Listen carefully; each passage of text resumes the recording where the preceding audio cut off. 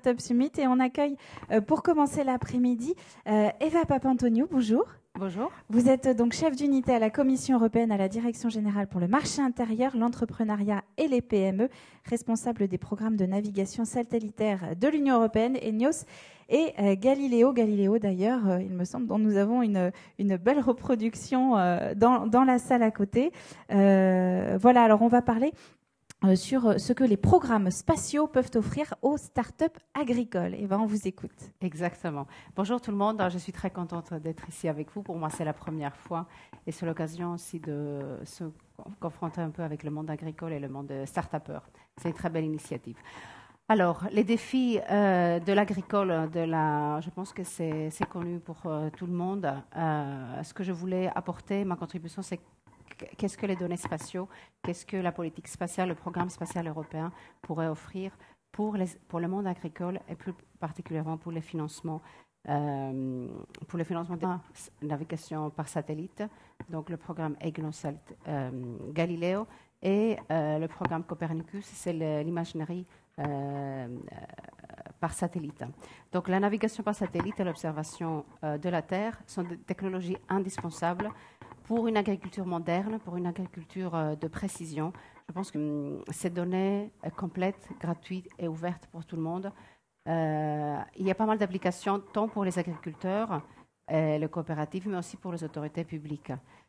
Par exemple, le service de surveillance des terres de Copernicus propose une variété de produits d'information géographique sur la couverture végétale et la végétation, les températures de surface des terres, ainsi que d'autres variables liées au cycle d'eau. En outre, les données des satellites Sentinel-1 et 2 sont de plus en plus utilisées pour développer des applications qui prennent en charge la gestion intelligente de l'agriculture et de la production agricole, comme par exemple la surveillance des cultures, la prévision des rendements, la gestion de l'irrigation, l'application. Évidemment, il dispose également d'un potentiel pour moderniser et simplifier la politique agricole commune. La surveillance par satellite et des parcelles de terrain est déjà utilisée dans plusieurs pays en combinaison avec le système d'identification des parcelles de terrain. Ça, c'était pour le Copernicus, mais parlons aussi européen. On sait que les deux programmes de positionnement et de navigation satellitaire, Galileo et EGNOS, fournissent une précision gratuite aux solutions d'agriculture de peur et principalement pour les cultures de céréales. Par contre, Galileo, dont vous avez vu le satellite dehors avec sa double fréquence, améliore encore les performances de l'agriculture de précision. Les agriculteurs peuvent profiter de l'environnement multiconstellation qu'on aime autant, pour améliorer la disponibilité, la continuité, la fiabilité et le fonctionnement dans les environnements difficiles, notamment dans des parcelles terrestres où son signal est très très précis. Bientôt, on aura une constellation complète de 30 satellites et en 2020, on vise d'avoir une précision de 20 cm exactement avec notre service gratuit High Accuracy Service. Et alors, où est-ce que Galileo peut être utilisé en termes d'application? Ça sert pour le guidage et pilotage automatique des machines agricoles, application du taux variable, surveillance du rendement, surveillance de la biomasse, pour nommer quelques-uns, mais aussi pour guider les drones et pour la géotraçabilité, pour définir le champ et la géolocalisation de l'application photo. Donc, on est très à l'écoute. En tant que programme, les Européens, on est très à l'écoute des besoins des utilisateurs. Et on est user-driven, comme on dit dans le jargon de la Commission à Bruxelles. On a notre prochaine Space Week où on va être en contact avec les utilisateurs et les applications. C'est à Marseille de 3 au 6 décembre où on a des assemblées des utilisateurs segments, par différents segments. Donc l'agriculture aussi fait une grande thématique, mais pas seulement. Donc je vous invite à ceux qui sont intéressés soit de s'inscrire, soit aussi de nous joindre par le web. Mais la Commission ne fait pas. On met ces données gratuites et ouvertes à tout le monde, mais on encourage aussi la recherche, l'innovation et le développement. quels sont les outils qu'on peut offrir de financement? Je vais commencer par l'Horizon 2020. C'est avec son accès au financement du risque, et notamment le Venture Capital Innofin, qui cible des investissements dans les fonds de capital risque, fournissant un financement aux entreprises, y compris des entreprises sociales, à un stade précoce.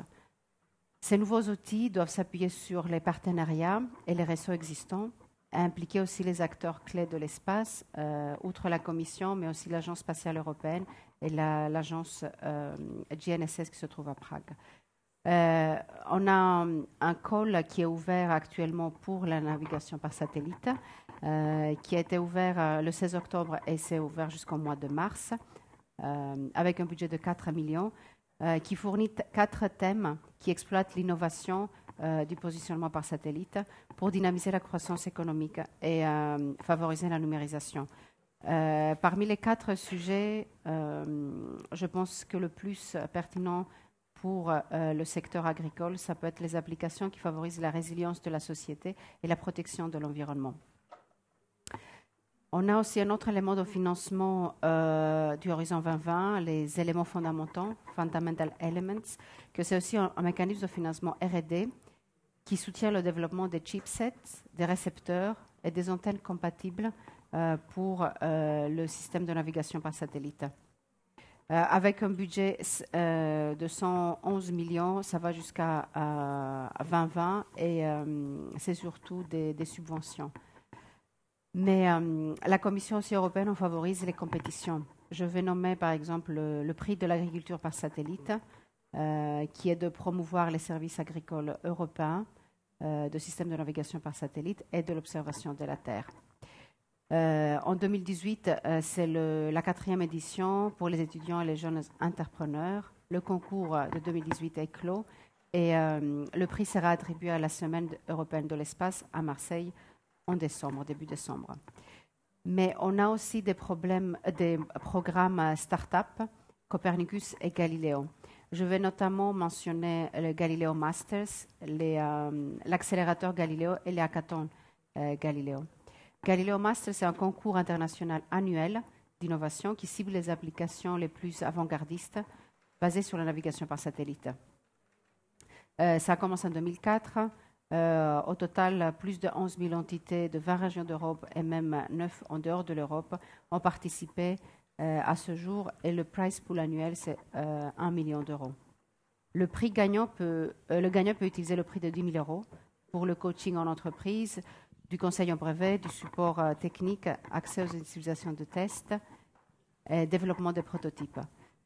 Un deuxième stade, après c'est l'accélérateur. Les 10 premiers lauréats du Galileo Master sont invités à exposer devant un panel d'experts de haut niveau comment de nouveaux services d'incubation leur permettraient d'accélérer leurs idées commerciales et de se lancer dans de véritables projets commerciaux. Et ce soutien est cofinancé par la Commission européenne et évalué à 62 000 euros à chacun. Et aussi, une autre possibilité, c'est les hackathons Galileo. On organise avec notre agence européenne qui se trouve à Prague, axé sur le développement des services de localisation et de Geo Internet of Things. On a pour objectif de rassembler les développeurs pour créer des applications géomarketing, de publicité, cartographie et surveying, par exemple. Donc, pour conclure, j'allais dire que la navigation par satellite et l'observation de la Terre sont des technologies importantes pour une agriculture moderne. Galileo est de plus en plus inclus dans les récepteurs à bord des tracteurs et d'autres équipements agricoles. Les données Copernicus sont utilisées pour gérer les champs d'une façon moderne et optimale. Et c'est justement l'utilisation conjointe de ces programmes spatiaux que donne des synergies importantes au niveau des utilisateurs. Merci Evie Papantonio. Donc je rappelle que vous êtes chef d'unité à la Commission européenne et donc on a fait un petit peu le point sur tout ce que les programmes spatiaux pouvaient apporter, notamment aux agriculteurs, aux entreprises agricoles. Je vous remercie. Vous allez